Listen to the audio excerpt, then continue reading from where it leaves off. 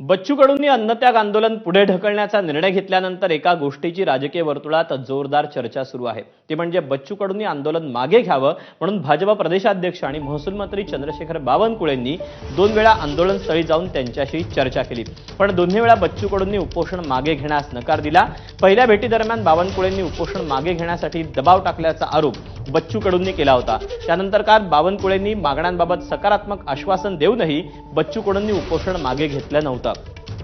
दुसरीकडे आज शिंदेंच्या शिवसेनेचे नेते आणि उद्योग मंत्री उदय सामंत हे बावनकुळेंच्याच आश्वासनाची प्रत घेऊन बच्चू कडूंकडे गेले आणि त्यांनी लागलीच उपोषण मागे घेतलं।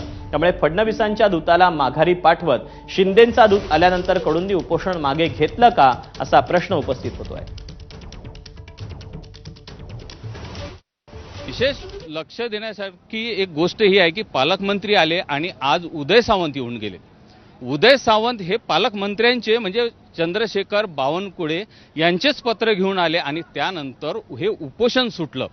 यात कटशहाचं राजकारण नक्कीच आहे, परंतु जे पत्र आलं 2 तारखेला बच्चू कडू यांनी एक संदेश दिला आहे की 2 ऑक्टोबरपर्यंत काहीतरी मागण्या मान्य झाल्याच पाहिजे, नाही झाल्या तर आपण मंत्रालयात पुन्हा काय करू हे, कारण बच्चू कडू आंदोलनाने भरपूर प्रसिद्ध आहे, त्यांची समाजसेवा त्याही उपर आहे।